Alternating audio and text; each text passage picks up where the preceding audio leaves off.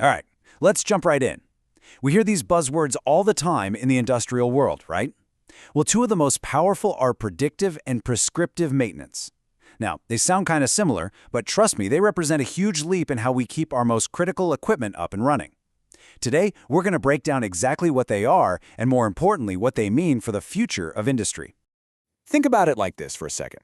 You know how a simple navigation app can predict traffic? It'll tell you, hey, there's a 20-minute delay ahead. And that's useful info, for sure. But a smarter app, it doesn't just warn you, it prescribes a solution. It says, there's traffic ahead, so I've already found a faster route for you.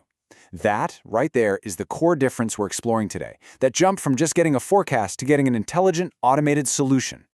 So to really get this, we've got to look at how we even got here. You see, maintenance isn't some static, boring task. It's been evolving for decades, getting smarter and way more efficient with every single step. Way back when, most maintenance was what you'd call reactive, or just run to failure. You literally waited for something to break, and then you'd fix it. Simple, but not great.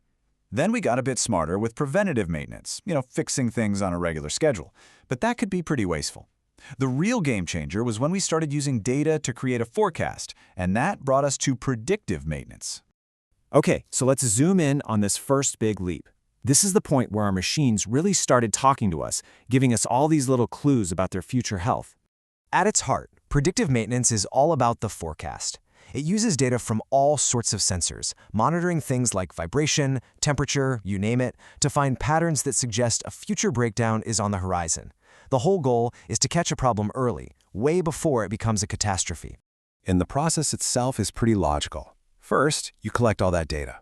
Second, software crunches it, looking for any weird anomalies. And third, boom, it sends an alert to the human team. So the crucial point here is, the system flags the potential problem, but it's still up to an expert to step in, diagnose the real issue, and decide on the best way to fix it. Now, here's where this gets really practical. Imagine a car factory. A clogged paint nozzle can totally ruin a perfect finish, and that means expensive rework. A predictive system can catch that tiny, subtle drop in pressure that signals a blockage is starting to form, and it alerts the team to clean the nozzle before a single car gets a bad paint job. That's a direct saving of time, money, and a whole lot of headaches. But what if the system could do more than just send an alert?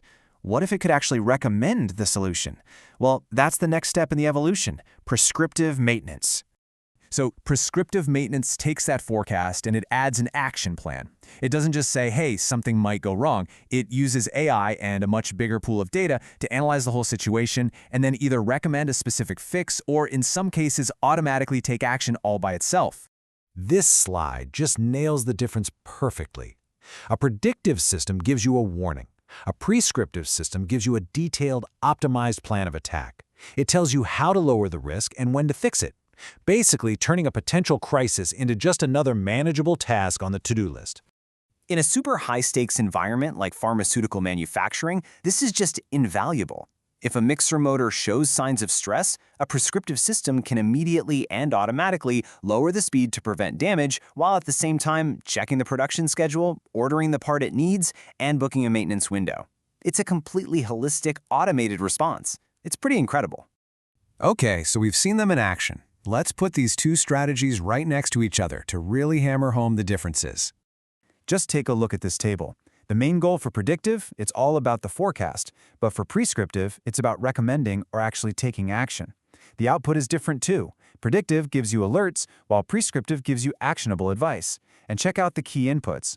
Prescriptive maintenance often pulls in not just sensor data, but also operational and even financial data to make the absolute best recommendation possible.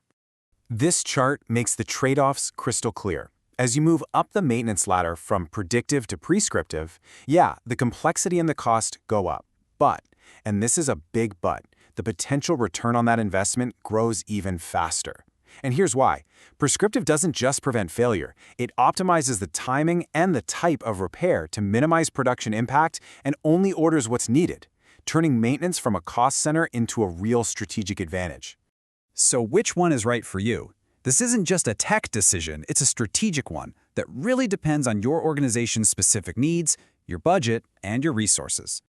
Predictive maintenance is the perfect fit for a ton of organizations. If you're working with a more limited budget, if your operational risk is moderate, or maybe you're still just building up your data infrastructure, then predictive is a fantastic and super logical first step.